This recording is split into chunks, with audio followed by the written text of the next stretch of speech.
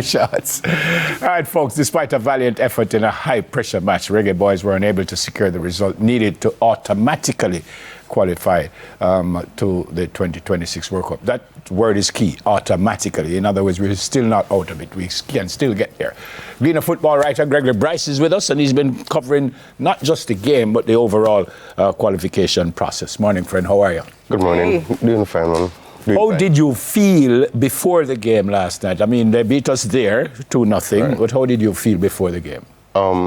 As a fan, not only as a journalist, I felt optimistic. You look at the team, you see some of the names and the quality.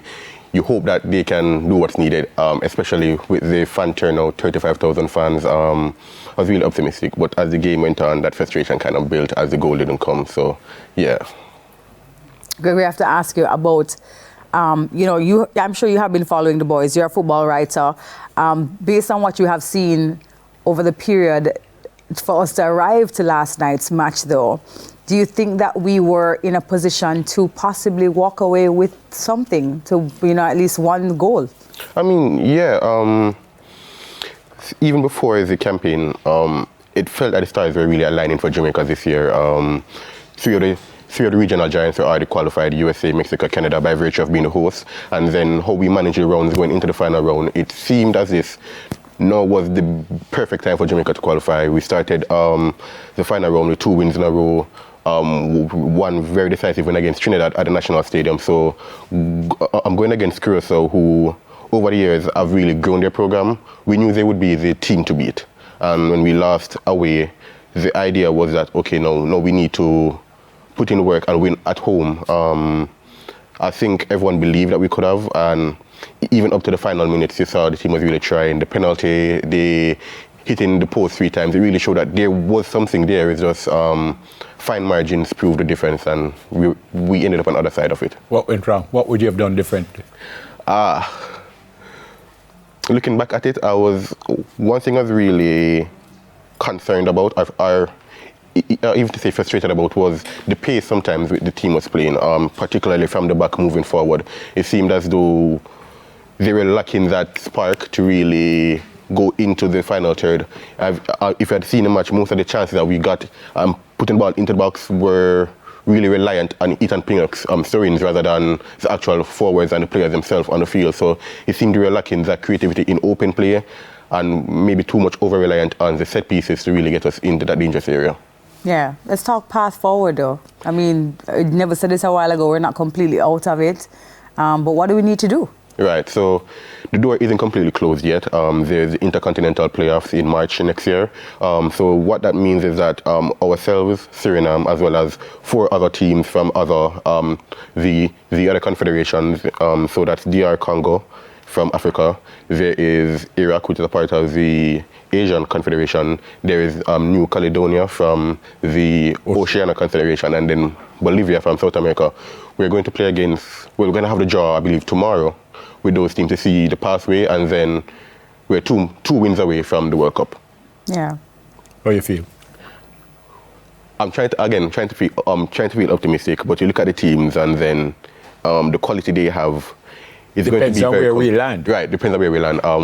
We won't be able to draw against Suriname because of the FIFA. They're in our confederation. Yeah, so we're either going to play, it's going to be New Caledonia, or we play, I believe, Bolivia. So depending on who we'd want to face first, I think that's the real answer. But all these teams have quality. They're here for a reason in the playoffs. They made it for their own qualifiers, and they are comparable to Curacao. So it shows that the time is now to get everything right. Yeah.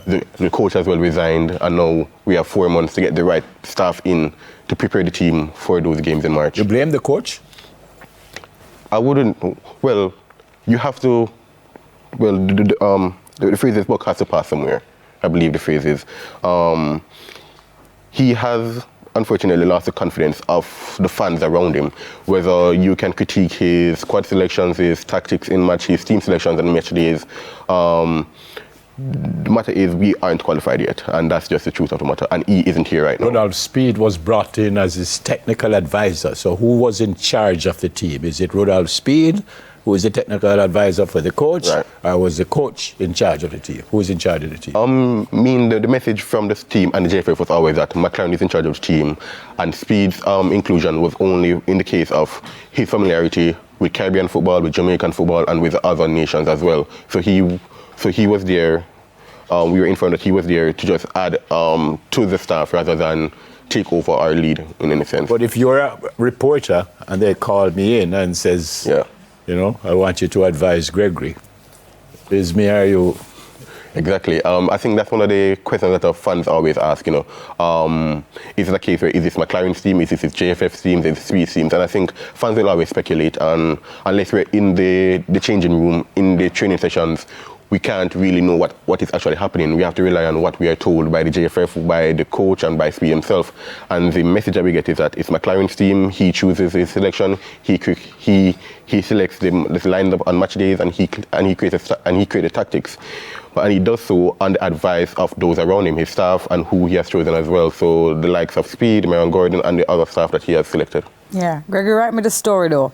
So, no goals scored last night. Right. Your coach resigned minutes after the match, and you have another chance, possibly, to advance next year. Write me the story in terms of the boys and their mindset and where they should be mentally. You know, what should they be thinking right now? Right. I think the idea is just that this is the final chance. We had a final chance last night, but now it's a final chance. It's like I said, it's 4 months away. There's no more international windows until March, so there won't be any substantial games to really prepare for that. So they have to do that work at their club first, and then the JFF also have to do their work as well to step in to create the right persons, the right staff around them to ensure that this team is ready and capable of qualifying. I said that this morning because the new coach really won't have the team. Right. Maybe for more than a couple of sessions. So with 4 months to go, and the new coach not going to get them for too long, does it make sense that you change the coach? No. I mean, I don't think a case where... he resigned. Yeah, he resigned, so they have to change the coach. Right.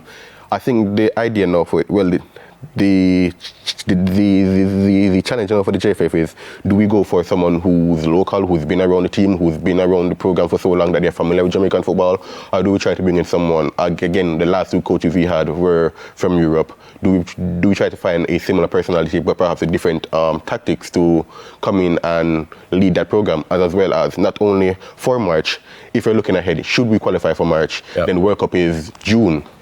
And then again, we don't want a coach come in March, leaves March, and then June to find our next coach for the next World Cup coming. What do you say though? Local coach? I think you find, I would recommend that because you'd want someone that knows the players, knows the Jamaican culture, and have seen what we need based on how we've been building up these I didn't say months, for years now, because this is 4 years in the making. Yeah. By the way, Coach Hallgrimson, who was here before Coach McLaren, he's now the coach of Ireland, and they're in a playoffs for the World Cup. But Europe, they have their own playoffs. So Europe, they have their own playoffs, and the rest of the conference will come together. Very, very interesting. I still think we're going to make it, but it's going to be tough for a new coach to come in now to get to know everyone. When if he has 5 sessions with them, he will have a lot. And to play 2 games, and then as Gregory said, then it goes almost right away, you go straight into the World Cup. So this is going to be interesting. Thanks, Gregory. Thank you, Good Gregory. work. Thank you very much. Gregory Bryce, football writer, Jamaica Cleaner. All right, guys, coming up, what's coming up, Nevs? We hear a young man is using his purpose to transform communities. Soon come. Stay with us, please.